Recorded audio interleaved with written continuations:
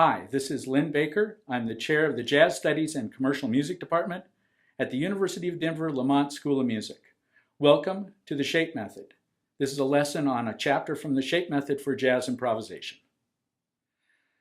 Hi, welcome to the Shape Method, Chapter 16. Today we're going to talk about the very important concepts of son and rumba clave.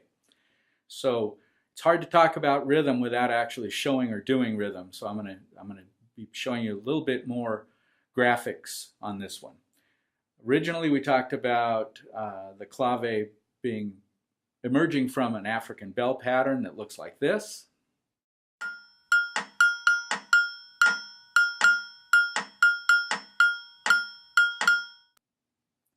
It was transformed so that some of the articulations were removed, and we had a bell pattern that had 3 articulations on the first half and 2 on the second half that looked like this.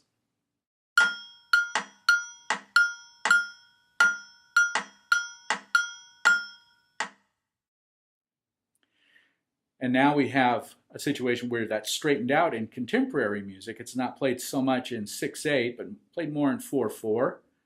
And the clave pattern, that's 3 articulations on the first half and 2 articulations on the second half, looks like this.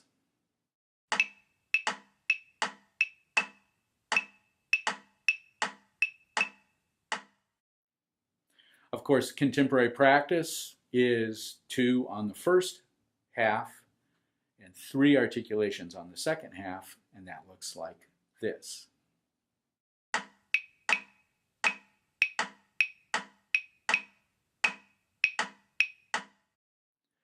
So that's the son clave. The rumba clave is very similar, except the third articulation in the 3 side is delayed an extra 8th note. That gives it an extra bit of oomph at the end and more syncopation, more rhythmic activity, and that rhythm looks like this.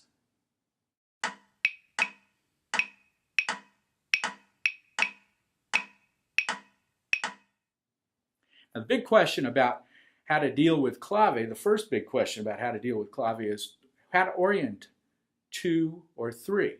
Is it a 2 clave or a 3 clave?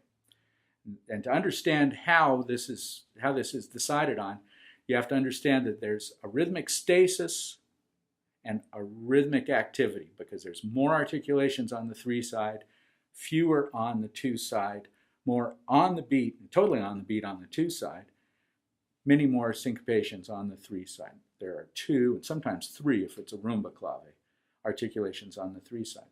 And those components need to match up and support the rhythm of the melody. And if you look at the rhythm of the melody, you'll see that sort of stasis and activity action in almost all melodies. So the key is to get those 2 to match up. A kind of a cheat for doing that is to look and see if the melody has a note on 1, the first note of the melody. If it's on 1, then it's probably a 2 clave, because there's this bouncing between something happening in the melody and something happening down here. So if that's the case, then it's usually a 2/3. If there's no melody on 1, melody articulation on 1, then it might be a 3/2. But remember, you always have to look at the relationship between the rhythm of the clave and the rhythm of the melody in regards to that stasis activity issue. Talking about harmonics in this chapter 16, we're going to talk about superimpositions of triads on minor and major triads, the non-dominant major triads. So the 2 most common superimpositions on a minor triad are a major triad based on flat 7 and a major triad based on flat 3.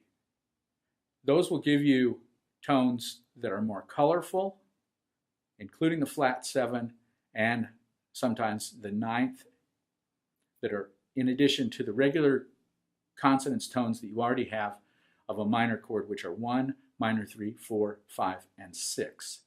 So, superimposition on minor chords, flat 7 major and flat 3 major. Superimposition on major triads, these are for major 7s, major 9s, 6/9 chords, add twos, that sort of stuff. The most diatonic one is a minor triad based on the third of the chord. What that does is it gets you up into the sevens.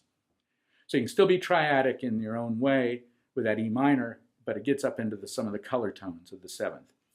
Another really interesting superimposition is a major 2 on a major 1 chord.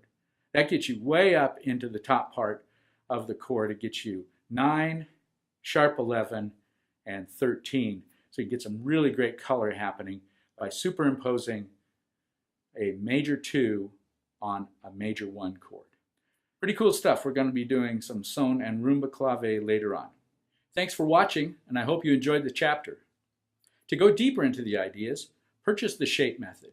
You'll receive detailed information, more examples, listening suggestions, composition and performance exercises, and appendices of public domain jazz language, and an explanation of why the blues scale works, and more. Get chops on the concepts by purchasing the Etude supplements Volume 1 and 2. Please subscribe to the channel and tell your friends.